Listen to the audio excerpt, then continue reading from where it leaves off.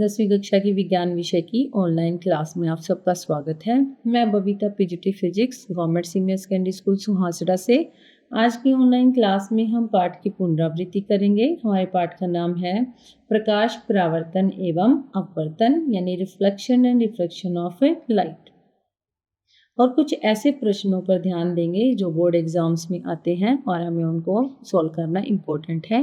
तो चलिए शुरू करते हैं 1 अंक के प्रश्नों से। सबसे पहला प्रश्न है आपके पास, सामान्य आंख के लिए स्पष्ट दृष्टि की न्यूनतम दूरी होती है। The least distance of distinct vision for normal I is. ये सवाल पूछ रखा बेटा कि कितना मिनिमम डिस्टेंस आप पास में देख सकते हो बिना आंखों पर जोर पड़े। एक नॉर्मल आई जो है वो कितनी दूरी पर हम बुक को रख सकते हैं कि हम उसको आसानी से पढ़ सकते हैं। जब हम आई के बारे में पढ़ते हैं तो हमारे पास 2 पॉइंट्स आते हैं। एक नियर पॉइंट होता है हमारे पास, यानी पास बिंदु होता है, और एक क्या होता है, फार पॉइंट होता है। अधिकतम आप कितना देख सकते हो, ये दूर बिंदु होता है, ये नियर बिंदु नज़दीक बिंदु होता है। तो नियर पॉइंट हमारा क्या है, 25 सेंटीमीटर, यानी 25 सेंटीमीटर से कम अगर दूरी पर आप कोई चीज़ अपनी आंखों के पास लेके आते हो तो आपकी आंखों पर दबाव पड़ता है। और फार पॉइंट कितना हो सकता है, अनंत हो सकता है। तो हमारे पास इस क्वेश्चन के लिए ऑप्शन है 2.5 centimetre, then 25 centimeter, 25 metre and the last is 2.5 metre. तो सही ऑप्शन है जैसे कि हमने सॉल्व किया है नियर पॉइंट, यानी न्यूनतम दूरी कितनी होती है, 25 सेंटीमीटर। आपको समझ में आ गया होगा। तो चलिए चलते हैं नेक्स्ट क्वेश्चन की तरफ। एक आदमी समतल दर्पण से 5 मीटर पर सेकंड के वेग से दूर जा रहा है।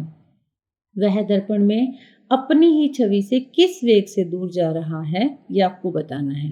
A man is going away from the plane mirror with a velocity of 5 metre per second. With what velocity is he going away from his own image in the mirror. जैसे कि आप यहाँ पर देखिए, ये आपके पास मिरर है। हम अगर यहाँ पर खड़े हैं, सपोज कीजिए कोई भी इंसान यहाँ पर खड़ा है, उसकी इमेज कहाँ बनेगी, यहाँ पर ही तो बनेगी। ये क्या है, यहाँ से कितनी दूरी पर है, x दूरी पर है। ये भी यहाँ पर कितनी दूरी पर है, x पर है। अब 2 केसेस बनते हैं। अगर ये ऑब्जेक्ट मिरर की तरफ जाता है v वेलोसिटी से, तो इमेज आप खुद सोचो, मिरर की तरफ आएगी या मिरर से दूर जाएगी। बेटा मेरे को पता है, आप सबको पता है कि ये मिरर जो इमेज है मिरर की तरफ जाएगी। अगर हम मिरर से दूर जाते हैं तो इमेज भी हमारी कैसे जाएगी, दूर जाएगी। जैसा कि अभी आप देख सकते हैं, जैसे कि हम दूर जा रहे हैं और दूर जा रहे हैं और दूर जा रहे हैं और दूर जा रहे हैं, ठीक है। तो हमारे पास क्या आ जाएगा, ये वेलोसिटी हमारे पास v है, ये वेलोसिटी हमारे पास -v है। कितना चेंज आया, v माइनस माइनस v। तो कितना चेंज आया बेटा, 2v, क्योंकि ये कह रहा है कि 5 मीटर पर सेकंड के वेग से दूर जा रहा है। इधर गया तो इमेज भी क्या होगी, मिरर की तरफ, मिरर से दूर जाएगी। तो हमारे पास क्या होगा, डिस्टेंस टोटल 2v हो गया। v की वैल्यू है कितनी दे रखी है, 5 मीटर पर सेकंड दे रखी है। तो टोटल चेंजेस क्या आ जाएंगे, 2 × 5 = 10 मीटर पर second. Exam point of view से आप इसको किस प्रकार से लिख सकते हैं, एग्जाम पॉइंट ऑफ व्यू से हम लिख सकते हैं, व्यक्ति दर्पण में अपनी छवि से वेग से दूर जा रहा है। तो आंसर हमारा कितना है, 10 मीटर पर सेकंड। क्योंकि 1 नंबर का सवाल है, इसमें सीधा आपको ऑप्शन ही मिलेगा। ऐसा इसलिए है क्योंकि समतल दर्पण में छवि वस्तु के समान गति से चलती है, जिससे उनके बीच की गति प्रभावी रूप से दोगुनी हो जाती है। The man is moving away from his image in the mirror at a velocity of 10 meter per second. This is because the image in the mirror moves at the same speed as the object, effectively doubling the speed between them. क्योंकि बेटा image भी उसी speed से जाती है हमारी और object भी उसी स्पीड से जाता है। तो v minus v, then that's all, v minus minus v। तो हमारा आंसर कितना आ गया, 2v आ गया। आप सबको ये समझ में आ गया होगा। और जब भी आपसे पूछा जाए, कॉम्पिटिटिव एग्जाम में पूछा जाए, तो आप सीधा उसको डबल कर सकते हैं। तो चलिए चलते हैं नेक्स्ट क्वेश्चन की तरफ। ये प्रश्न है हमारे पास 3 अंक का। एक वस्तु के अवतल दर्पण के वक्रता केंद्र C पर रखा गया है। बनी छवि की स्थिति, आकार और प्रकृति दिखाने के लिए किरण आरेख बनाइए। तो यहाँ पर मैं आपको एक छोटी सी ट्रिक बताना चाहूँगी जिससे आपको ये सारी चीज़ें याद हो जाएंगी। जैसे कि हम यहाँ पर अपना अवतल दर्पण बना लेते हैं। ये हमारा क्या है, अवतल दर्पण है। हमने ये क्या लगा दिया कि यहाँ पर कैसा है, ये पॉलिश किया गया सरफेस है, ठीक है, पॉलिश किया गया सरफेस है। यहाँ पर क्या है, ये परावर्तक पृष्ठ है। यहाँ पर हम सारे क्या करेंगे, किरणें इस पर अभिलंब कर मतलब डलवाएंगे। डलवाने से क्या होगा, वो परावर्तित होंगी, परिवर्तित होंगी, जैसे भी होगा वो अभी हम यहाँ पर देखेंगे। तो सबसे पहले हम ट्रिक करेंगे। ये क्या है, इसका प्रिंसिपल एक्सिस है जो इसके थ्रू पास हो रही है। अब सबसे पहले हम नोटेशन के लिए क्या करेंगे, यहाँ पर हमारा फोकस, ये हमारा केंद्र बिंदु, यहाँ पर हम इन्फिनिटी को दिखा देते हैं। ये जो केंद्र सेंटर पॉइंट होते हैं इसको हम क्या बोलते हैं, पोल बोल सकते हैं। तो जैसा कि आप अदर वीडियोस में भी पढ़ चुके हैं, पोल का भी आपको पता है, एफ का भी आपको पता है, सी का भी आपको पता है और अनंत का भी आपको पता है। यहाँ से आप इसको नंबरिंग दे सकते हैं 1 देन 3 फिर 5। तो इसका मतलब क्या है कि वस्तु कहाँ पर रखी है, इन्फिनिटी पर। 3 का मतलब क्या है कि वस्तु कहाँ पर रखी है, केंद्र बिंदु पर। और 5 का मतलब क्या है कि वस्तु कहाँ पर रखी है, फोकस पर रखी है। इसमें बीच के पॉइंट सी से परे हम कितना मान लेते हैं, 2। सी और एफ के बीच में हम कितना मान लेते हैं, 4। एफ और पी के बीच में हम कितना मान लेते हैं, 6 मान लेते हैं। तो यहाँ से हम क्या कर सकते हैं, और चेंजेस कर सकते हैं। इसमें जो इमेजेस हैं वो किस तरफ बढ़ेंगे, नीचे की तरफ बढ़ेंगे। तो हम इसमें नंबरिंग इधर से शुरू करेंगे, 1 2 3 4 एंड 5। तो आपको सिर्फ ये याद रखना है, अगर हमारे ऑब्जेक्ट कहाँ रखा है, 1 पे रखा है तो इमेज भी किस पे बनेगी, 1 पे बनेगी। 2 पे रखा है तो कहाँ बनेगी, इमेज 2 पे बनेगी। 3 पे रखा है तो 3 पे बनेगी। 4 पे रखा है तो 4 पे। 5 पे रखा है तो 5 पे। अब हमने यहाँ 6 लिया है पर हमने इधर 6 नहीं लिया, तो इसलिए हम यहाँ पर कोई भी पॉइंट इधर से मान लेते हैं, 6 मान लेते हैं। चलिए अब हम टेबल बनाते हैं। फर्स्ट पॉइंट हमारा, if our object is at infinity. अगर हमारा ऑब्जेक्ट इन्फिनिटी पे है तो आप यहाँ से मुझे देख के बता सकते हैं इमेज कहाँ पर बनेगी, एफ पर बनेगी। कहाँ पर बनेगी, एफ पर। कैसी होगी, रियल होगी। रियल का मतलब वास्तविक होगी बेटा, मैं लिख देती हूँ, आप कहोगे नहीं तो मैडम इंग्लिश में ही पढ़ा रही है। वास्तविक होगी। और कैसी होगी, उल्टी होगी, क्योंकि सारी इमेजेस कैसी आएंगी, उल्टी आएंगी। और क्या होगी, वस्तु के आकार से छोटी होगी। वस्तु के आकार से कैसी होगी, छोटी होगी। दूसरा पॉइंट देखिए यहाँ पर, अगर जो हमारा ऑब्जेक्ट है वो क्या है, सी से परे, बियॉन्ड हो गया ना, इधर जा रहे हैं तो सी से इधर जा रहे हैं तो सी से परे हो गया। तो हमारी इमेज कहाँ बनेगी, सी और एफ के बीच में है 2, तो क्या बन जाए, कहाँ पर बनेगी, सी एंड एफ के बीच। आपको एक बात और याद रखनी है, अवतल दर्पण में जितनी भी इमेजेस बनेंगी वो कैसे बनेंगी, वास्तविक और उल्टी। तो ये 2 पॉइंट तो आ गए आपके पास। अब क्या बनेगी, ये वस्तु से के आकार से छोटी बनेगी। जैसे जैसे हम मिरर की तरफ जाते हैं हमारी इमेज कैसी बनती जाती है, छोटी बनती जाती है। जब हम एफ से उल्टी तरफ जाएंगे तो हमारी इमेज कैसी बनती जाएगी, बड़े साइज की बनती जाएगी। जैसे कि हम 3 पर आते हैं। तीसरे पॉइंट पर क्या है, जब हमारी वस्तु कहाँ पर है, सी पर है, तो इमेज भी हमारी कहाँ बन रही है, सी पर ही बन रही है। और रियल यानी वास्तविक और उल्टी तो बनेगी, पर आकार कैसा होगा, वस्तु के समान आकार का होगा। यहाँ पर समान हो गया, अभी तक तो कम हो रही थी, कम कम कम कम ज़्यादा। तो जब हम इधर जाते हैं तो इमेज का साइज क्या होता है, बढ़ता है। और जब हम इधर आते हैं तो वस्तु का साइज क्या हो जाता है, कम हो जाता है। तो चौथा पॉइंट अब हम देखेंगे कि कहाँ पर हमारी वस्तु रखी है, हमारे सी एंड एफ के बीच रखी है। जब सी एंड एफ के बीच रखी है तो हमारी इमेज कहाँ पर बन रही है, नंबर 4 देखिए, सी से परे। कहाँ बनी बेटा, सी से परे। तो वही जब मैंने बताया सी तक तो इक्वल होगी, अब साइज में बड़ी होगी। ये दोनों चीजें तो आएंगी, वास्तविक और उल्टी, पर साइज में क्या होगी, हमारी वस्तु से बड़ी होगी। जब हम क्या करते हैं, 5 पर आते हैं, यानी फोकस पर हमारी वस्तु होती है, तो कहाँ पर बनेगी हमारी इमेज, अनंत पर बनेगी। ये पॉइंट आप लिख सकते हो, यहाँ पर नोट कर लो चाहे। जब हमारी वस्तु कहाँ पर होगी, एफ पर, तो इमेज कहाँ पर बनेगी, इन्फिनिटी पर बनेगी। और वस्तु का आकार क्या, जो इमेज बनी है उसका आकार क्या होगा, बड़ा होगा। अब आते हैं नंबर 6 पर। जब वस्तु कहाँ होगी, F और P के बीच में होगी, तो वस्तु का साइज क्या होगा, छोटा, और हमारी इमेज क्या बनेगी, मिरर के पीछे बनेगी और इससे बहुत बड़े आकार की बनेगी। तो हमारी इमेज कैसी होगी, एक तो सीधी, और कैसी बनेगी, वर्चुअल, जिसको हम क्या बोलते हैं, आभासी बोलते हैं, और वस्तु के आकार से बड़ी बनेगी। तो इस प्रकार से आपके सारे पॉइंट याद हो जाएंगे। अब आपका जो मेन क्वेश्चन है वो देखिए, आप यहाँ पर देख सकते हैं, वस्तु को अवतल दर्पण के वक्रता केंद्र पर रखा गया, सी पर रखते हैं तो इमेज कहाँ बनेगी, सी पर बनेगी। स्थिति आकार, जो मैंने आपको बताया अवतल दर्पण में स्थिति और आकार एक ही बात है, कैसे बनेगी, real and inverted. English Hindi में भी बता देती हूँ, वास्तविक एवं उल्टी। जब हम सी पर रखते हैं तो कितने आकार की बनेगी, समान आकार की बनेगी।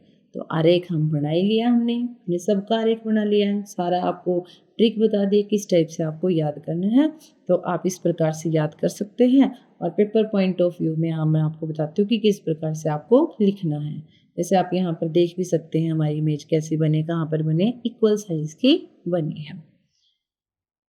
अब पेपर पॉइंट ऑफ व्यू में आपको क्या करना है, इसकी लेबलिंग भी करनी है। जैसे इमेज ऑब्जेक्ट के लिए आपने लिख दिया ए बी लिख दिया, यहाँ से एक रेखा गई हमारे प्रिंसिपल एक्सिस के समानांतर। इसमें रूल होता है बेटा, एक रेखा जाएगी प्रिंसिपल एक्सिस के समानांतर, दूसरी जाती है हमारी फोकस से, क्योंकि मिलकर आती हैं, और तीसरी हमारी जाती है पोल से। हम यहाँ से भी एक रे क्या कर सकते हैं, निकाल सकते हैं। तो ये 3 रूल्स होते हैं, आपको इनको क्या करना पड़ेगा, फॉलो करना पड़ेगा। तो ये ऑब्जेक्ट हो गया हमारा, एक आपकी जो किरण है ऐसे गई, सीधी गई प्रिंसिपल एक्सिस के समानांतर, यहाँ पर टकराकर फोकस से होती हुई आगे चली गई। दूसरी किरण आपने भेजी फोकस से गुजरती हुई, किसी पॉइंट पर टकराकर और सीधी इस प्रकार से वापस आ गई। जब जिस पॉइंट पर ये दोनों मिलती है वहाँ पर हमारी क्या बनती है, इमेज यानी प्रतिबिंब बनता है। देखिए यहाँ पर उल्टी इमेज बन रही है ना, जैसा मैंने आपको बताया था उसी प्रकार से, पर आपको यहाँ पर लेबलिंग भी करनी पड़ेगी, हर पॉइंट का नाम आपको शो करना पड़ेगा। ठीक है बेटा, तो चलिए चलते हैं नेक्स्ट। दर्पण सूत्र लिखिए, राइट द मिरर फॉर्मूला। 2 फॉर्मूले होते हैं आपके पास, दोनों इंपॉर्टेंट है, आपको याद रखने पड़ेंगे। एक होता है लेंस फॉर्मूला और दूसरा होता है आपके पास दर्पण फॉर्मूला। लेंस फॉर्मूले में क्या होता है, 1/v minus 1/u is equal to 1/f। इसमें होता है 1/v plus 1/u is equal to 1/f। ये दोनों आपको याद करने पड़ेंगे। लेंस में यहाँ माइनस होता है और दर्पण में यहाँ पर क्या होता है, प्लस होता है। आपको यहाँ पर ये नेमिंग भी बतानी पड़ेगी बेटा, u क्या है, v क्या है, f क्या है। चेक करने वाले को तो नहीं पता ना, वो तो एज अ स्टूडेंट ही मेजर करते हैं आपको। u का मतलब क्या है, दर्पण से वस्तु की दूरी, की वस्तु कितनी दूरी पर रखी है। v क्या है, दर्पण से प्रतिबिंब दूरी यानी इमेज डिस्टेंस। एंड f क्या है, दर्पण की फोकल दूरी। तो ये आपको लिखना जरूरी है, तभी आपको जाके याद आएगा, इसमें मार्क्स मिलेंगे। तो चलिए चलते हैं नेक्स्ट क्वेश्चन की तरफ। लेंस की क्षमता को परिभाषित करें। देखिए लेंस की क्षमता को परिभाषित करने का आपको क्षमता तो सबकी पता ही है। इस लेंस की कैसी होती है, 1/f लिख सकते हैं आप इसको, यानी जो आपकी फोकल लेंथ है उसका रेसिप्रोकल कर सकते हैं। रेसिप्रोकल का मतलब क्या होता है बेटा, उल्टा। ये किस में है, मीटर में। अगर सेंटीमीटर में करेंगे तो आप इसको 100/f और सेंटीमीटर करके भी निकाल सकते हैं। तो इसकी डेफिनेशन देखिए हम किस टाइप से लिखेंगे। किसी लेंस की शक्ति को मीटर में उसकी फोकल लंबाई के व्युत्क्रम के रूप में परिभाषित किया जाता है। यह लेंस की प्रकाश को अभिसरित या विसरित करने की क्षमता को इंगित करता है, दर्शाता है। हम इसको ऐसे भी लिख सकते हैं, ये किस में है, मीटर में है। 1 मीटर किसके इक्वल होता है, 100 सेंटीमीटर के। तो हम इसको ऐसे भी लिख सकते हैं। सवाल आएंगे आपके पास, f दिया जाएगा, आपको f दे दिया जाएगा और p आपसे क्या किया जाएगा, पूछा जाएगा, या आपको p दे दिया जाएगा और f आपसे क्या किया जाएगा, पूछा जाएगा। यहाँ पर आपके पास फिर अलग अलग से ये भी बताना पड़ेगा कि कौन सा लेंस है, किस प्रकार का लेंस है। अवतल लेंस के लिए जो फोकल दूरी होती है वो माइनस होती है और उत्तल के लिए क्या होती है, प्लस होती है। इन बातों को आप ध्यान रखेंगे बेटा। ये इंपॉर्टेंट छोटे छोटे पॉइंट हैं जो एग्जाम पॉइंट ऑफ व्यू से इम्पोर्टेंट भी हैं और कॉम्पिटिटिव एग्जाम्स में भी आते हैं। तो अब देखिए नेक्स्ट क्वेश्चन है, एक वस्तु अवतल दर्पण के वक्रता के अंदर C और F के बीच में रखी गई। देखिए हमने पॉइंट लिए थे ना यहाँ पे, इसको हमने क्या माना था, यहाँ पे इन्फिनिटी 1, 3 एंड 5, फिर क्या माना था 2, 4 एंड 6। अब इसने क्या कहा, C और F के बीच में, यहाँ से हमने किया था 1, 2, 3, 4, 5 और 6 हमने यहाँ पे लिया था। देखिए सीधा सीधा C और F के बीच में रखी, C और F के बीच में ऑब्जेक्ट रखा तो कहाँ पर बनी हमारी इमेज, C से बियॉन्ड। देखिए यहीं पर बन रही है ना C से बियॉन्ड। तो आप इस ट्रिक से क्या कर सकते हैं, सारे याद कर सकते हैं। और रे डायग्राम तो आपको याद करना पड़ेगा कि एक प्रिंसिपल एक्सिस के पैरेलल, एक कहाँ से, फोकस से, ये जहाँ पर दोनों टकराती हैं वहाँ पर क्या बन जाएगी, आपकी इमेज बन जाएगी। ठीक है बेटा, आपको समझ आ गया होगा।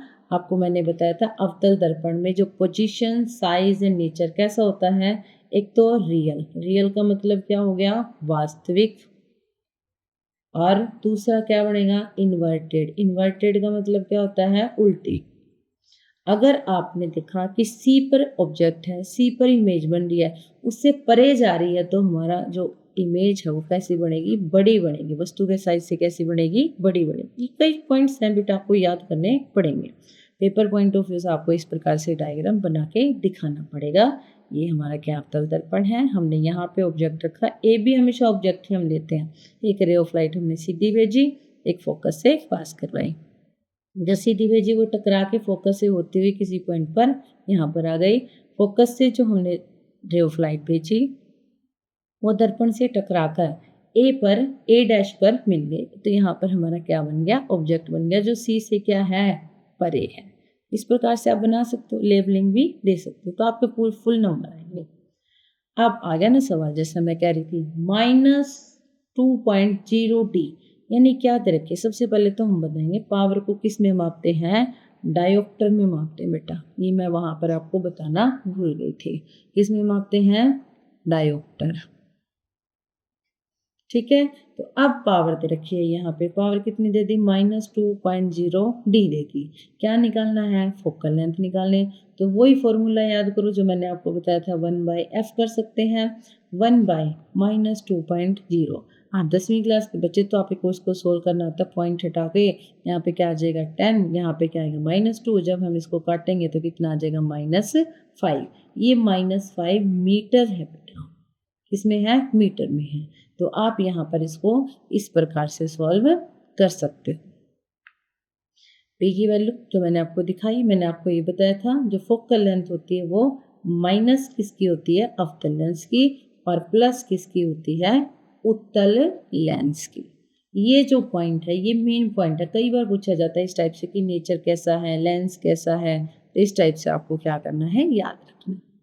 चलिए चलते हैं 5 नंबर के प्रश्नों की तरफ। तो इस चैप्टर को आपको थोड़ा सा ध्यान से पढ़ना पड़ेगा, इसकी स्कोरिंग थोड़ी ज़्यादा है। तो 5 नंबर में पहला क्वेश्चन आपके पास, राइट द, प्रकाश के परावर्तन के नियम लिखिए, यानी write the laws of reflection of light. दूसरा है, जब वस्तु को मुख्य फोकस F1 और 2F1 के बीच रखा जाता है तो उत्तल लेंस द्वारा बनाई गई छवि को दिखाने के लिए किरण आरेख बनाइए। Draw ray diagram to show the image formed by convex lens when the object is placed between principal focus F1 and 2F1। उत्तल दर्पण की फोकल लंबाई क्या है जबकि उसकी वक्रता त्रिज्या दे रखी है। इसके लिए भी पहले तो हम लॉज ऑफ रिफ्लेक्शन करेंगे। लॉज ऑफ रिफ्लेक्शन पर, तो रिफ्लेक्शन क्या है बेटा, रिफ्लेक्शन होता है यानी परावर्तन। जब हम किसी भी वस्तु पर कोई भी किरण डालते हैं, ये हमारा सरफेस है, कोई भी दीवार लगा लो, दीवार पे हमने क्या डाली, लाइट डाली, ठीक है, ये उसका क्या है, अभिलंब है। यहाँ से लाइट टकरा के क्या होगी, वापस आ गई, और यहाँ हमारे यहाँ होते हैं जो कि उसको अच्छे से देख पाती हैं कि लाइट आ गई, टकरा के वापस आ गई। नहीं आएगी तो हमें दिखाई नहीं देगी, तो इसलिए इसको क्या बोलते हैं, प्रकाश का परावर्तन, यानी लाइट का उल्टा आना, हमारी आंखों तक वापस आना। ये एंगल होता है एंगल ऑफ इंसिडेंस, यानी आपतित कोण। ये कौन सा होता है, परावर्तित कोण। तो सबसे पहले इसके 2 लॉज हैं। पहला लॉ क्या है, angle I is equal to angle R। एक हो गया, यानी जो परावर्तित कोण है ये वाला और आपतित कोण I, ये दोनों क्या होते हैं, बराबर होते हैं। दूसरा, ये और ये। आप कहोगे ये क्या है? ये आपको पता है कौन सी किरण है? ये आपतित किरण है ना बेटा? आपतित किरण, अभिलंब और क्या है? तीसरा क्या है? परावर्तित किरण। ये तीनों एक ही तल में होते हैं। तीनों क्या होते हैं? एक ही तल में होते हैं। तो चलिए हम इसे एग्जाम पॉइंट ऑफ व्यू से कैसे लिखेंगे वो देखते हैं।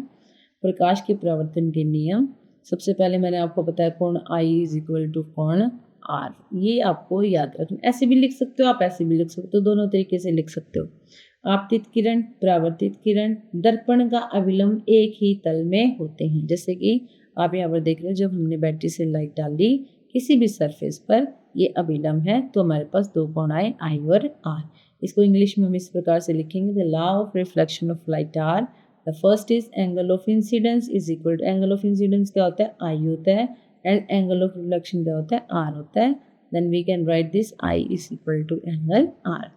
तो ये आपके पास incident ray, reflected ray and the normal to the mirror all lie in the same plane. आप इसको इस डायग्राम से भी रिप्रेजेंट कर सकते हो। ये I हो गया, ये आपका क्या हो गया? R। ठीक है बेटा, समझ में आ गया? चले आगे। ये सवाल है अब आपका, जब वस्तु को मुख्य फोकस F1 और 2F1 के बीच रखा जाता है तो क्या उत्तल लेंस द्वारा बनाई गई छवि को दिखाने के लिए किरण आरेख बनाई? अभी मैंने आपको इसके लिए ट्रिक बताई नहीं है, मैं ट्रिक आपको बताऊंगी। जैसे कि हम यहाँ पर, मैं थोड़ा सा पहले आपको बता ही देती हूँ कि किस प्रकार से हम इसको करेंगे। जैसे ये हमारे पास लेंस है, हमने ये F, इसको हमने मान लिया F, ये क्या है? 2F1, this is F2, F1 है, ये क्या है? 2F2 है। जो हमने केंद्र माने थे ना, केंद्र C और C, तो उन C को हमने क्या मान लिया? F1 और F2 मान लिया। उसके बाद हम क्या करेंगे? यहाँ पर हमने मान लिया इन्फिनिटी, इधर भी हमने क्या मान लिया? इन्फिनिटी। हम इसको बेटा अलग अलग से नंबर दे सकते हैं। जैसे हम यहाँ से शुरू करते हैं 1, 3, 5, यहाँ से फिर हम 1, 3, 5, बीच में क्या आ जाएगा? 2, यहाँ पर 4, यहाँ पर क्या आ गया? 6 आ गया, यहाँ पर 1 हो गया, 2 हो गया, यहाँ पर 4 हो गया और 5 तो आपका है। ठीक है, एक बार हम यहाँ से देखेंगे, जब हम ऑब्जेक्ट को यहाँ रखेंगे, 1 पर रखेंगे, तो हमारी इमेज 1 कहाँ पर है? F2, तो हमारी इमेज कहाँ पर बनेगी? F2 पर बनेगी। आपको यहाँ भी याद रखना है कि हमारी सारी इमेजेस कैसी बन रही है यहाँ पे? रियल, इन्वर्टेड और कैसी बनेगी बेटा?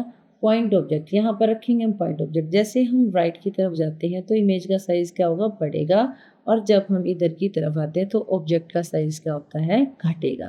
तो रियल एंड इन्वर्टेड हो गया। दूसरा, जब हम ऑब्जेक्ट को कहाँ रखते हैं? 2F से परे रखते हैं, तो यहाँ देखिए 2 कहाँ है? इमेज कहाँ बनेगी हमारी? F2 और 2F2 के बीच में बनेगी। इसी प्रकार से वही रियल, इन्वर्टेड और वस्तु से थोड़ी सी छोटी बनेगी। जब हम 3 यानी 2F1 पे रखते हैं किसी भी ऑब्जेक्ट को, तो हमारी इमेज कहाँ बनेगी? 2F2 पर बनेगी। यहाँ पर आपको याद रखना है सेम साइज की बनेगी, रियल और इन्वर्टेड बनेगी। उसके बाद जब हम ऑब्जेक्ट को कहाँ रखते हैं? 2F1 और F1 के बीच में रखते हैं, तो यहाँ पर इमेज कहाँ बनेगी? 2F2 से परे। कहाँ बनेगी? 2F2 से परे। उसके बाद जब हम ऑब्जेक्ट को कहाँ रखते हैं? फोकस F1 पर रखते हैं, तो हमारी इमेज कहाँ बनेगी? इन्फिनिटी पर बनेगी। उसी प्रकार से हम क्या कर सकते हैं? सारे ये जो आरेख हैं ये हम याद कर सकते हैं। उसके बाद है जी हमारे पास जो हमारा क्वेश्चन है, जब वस्तु को मुख्य फोकस F1 और 2F1 के बीच रखा जाता है, यहाँ पर रखा जाता है 4 पर, तो इमेज कहाँ बनेगी? यहाँ 4 पर, 2F2 से परे। चलिए देखते हैं कैसे। आप यकीन नहीं करोगे ना, ऐसे सोचो कि मैडम ने तो पता नहीं क्या आपको बता दिया। चलिए देखते हैं, आपके बिलीव के लिए मैं दिखा रही हूँ आपको। देखो, जब हमने ऑब्जेक्ट को कहाँ रखा? 2F और F के बीच में, तो हमारी इमेज कहाँ बनी? यहाँ पर। आप देखिए हमारी इमेज कहाँ पर बनी? 2F2 से परे। हमने यहाँ पर इनको बेटा पॉइंट्स का नाम दे दिया था, जबकि इसमें पॉइंट को क्या दिया गया है? F और 2F ही दिया गया है। आप यहाँ से देख सकते हो। थोड़ा सा मैं दिखा देती हूँ आपको। जैसे देखो यहाँ पर जो इमेज है, इमेज दिखाई दे रही है आपको, ये इमेज बनी है हमारी। ऑब्जेक्ट हमारा छोटा सा, इमेज हमारी क्या है, इतनी बड़ी बनी है। किधर बनी है, 2F से परे। हमने इसको F1 मान लिया, इसको 2F1 मान लिया, इसको F2 मान लिया और इसको 2F2 मान लिया। तो आप जो मैंने अभी ट्रिक बताई है, उस ट्रिक से आप ये सारा क्या कर सकते हैं, अच्छे से सोल्व कर सकते हैं, एटलीस्ट याद कर सकते हैं, पेपर पॉइंट ऑफ व्यू से याद कर सकते हैं। चलिए देखते हैं हम इसे किस प्रकार से लिख सकते हैं। हमें इसको लिखने के लिए क्या करना पड़ेगा, एक आरेख बनाना पड़ेगा। सिर्फ इसमें क्या पूछा गया, आरेख पूछा गया, तो आरेख ही बनाइए बेटा आप, और कुछ मत लिखिए। नेचर पूछा गया, नेचर लिखिए। साइज पूछा गया, साइज लिखिए। तो ये देखिए, ये F1 2F1, जब हमने ऑब्जेक्ट यहाँ रखा तो एक किरण हमने क्या की, पैरेलल पास की, और एक हमने किससे पास की, ऑप्टिकल सेंटर, जो कि हमारा ये है, यहाँ से पास की। जब इन दोनों किरणों को आगे बढ़ाया तो ये कहाँ पर मिलती हैं, A' पर मिलती हैं। ये हमारा क्या है, P' है। जब हमने इसको मिलाया तो हमारे यहाँ पर क्या बन गई, इमेज बन गई। इमेज का साइज कैसा है, एक तो बड़ा साइज है, दूसरा जब हमने ऑब्जेक्ट को यहाँ रखा तो हमारी इमेज कहाँ बनती है, 2F2 से परे बनती है। रियल बनेगी, वास्तविक है, उल्टी बन रही है। ऑब्जेक्ट हमारा ऊपर की तरफ है और इमेज हमारी नीचे की तरफ है। तो आप ये क्वेश्चन सोल्व कर सकते हो अच्छे से। नेक्स्ट है, उत्तल दर्पण की फोकल लंबाई क्या है। क्या निकालना है आपको, यहाँ पर फोकस निकालना है। त्रिज्या दे रखी है बेटा, कितनी दे रखी है, 36 सेंटीमीटर। तो फॉर्मूला होता है, जैसे कि आप यहाँ पर देख सकते हैं, ये आपका डायग्राम है। यहाँ से P से लेके C तक का डिस्टेंस कितना होता है, R होता है। P से लेके F तक का डिस्टेंस कितना होता है, F होता है। तो आपके पास सिंपल एक रिलेशनशिप इनके बीच में, F = R/2। तो यहाँ पर आप लिख सकते हो 36/2 18 सेंटीमीटर। तो आसान है, आप इसको पेपर में इस प्रकार से लिख सकते हैं। फॉर्मूला पहले लिखेंगे, F = R/2। R क्या है, वक्रता त्रिज्या, F क्या है, फोकल लंबाई, R 36 सेंटीमीटर, डिवाइड करेंगे 18 सेंटीमीटर। तो उत्तल दर्पण की फोकल दूरी कितनी आ गई आपके पास, 18 सेंटीमीटर आ गई। समझ आ रहा है ना बेटा आप सबको।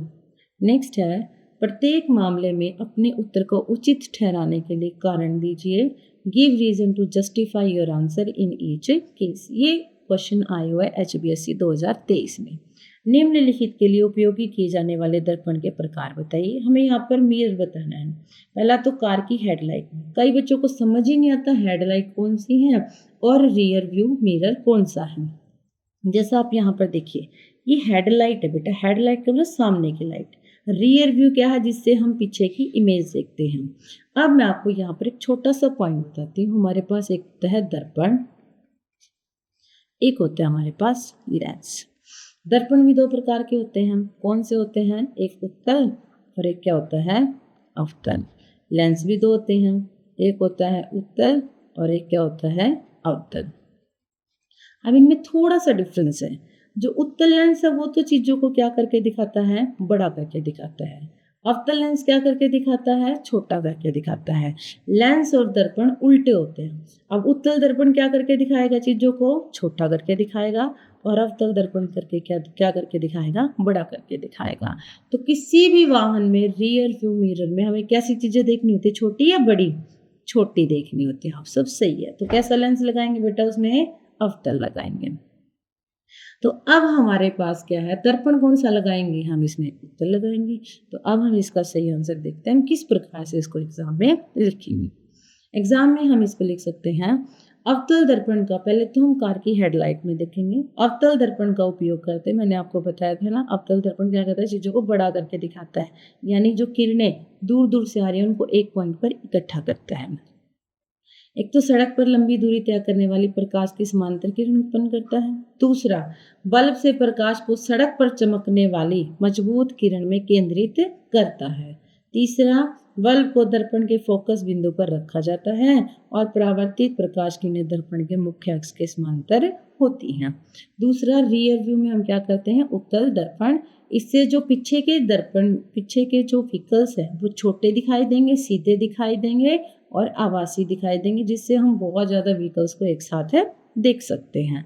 तो ये जो क्वेश्चन है ये हर बार पूछा जाता है और हर बार बच्चे मिस्टेक करते हैं, तो थोड़ा सा आप इसको ध्यान से करना प्लीज़। लेंस फार्मूला मैं आपको पहले ही बता चुकी हूँ, 1/v minus 1/u is equal to 1/f, और मिरर फार्मूला क्या होता है, 1/v plus 1/u is equal to 1/f। अब हमें पता चल चुका, हम इसको क्या लिख सकते हैं, 2/r भी लिख सकते हैं। v क्या है, लेंस से वस्तु की दूरी, u क्या है, लेंस से वस्तु की दूरी, v क्या है, लेंस से प्रतिबिंब की दूरी, और f क्या है, लेंस की फोकल दूरी। तो आप सबको मेरे हिसाब से ये चैप्टर क्लियर हो गया होगा। अब हम इसके बेस पे कुछ क्वेश्चन खुद हल करेंगे, जैसे कि प्रश्न नंबर 1, प्रश्न नंबर 2, प्रश्न नंबर 3। Thank you.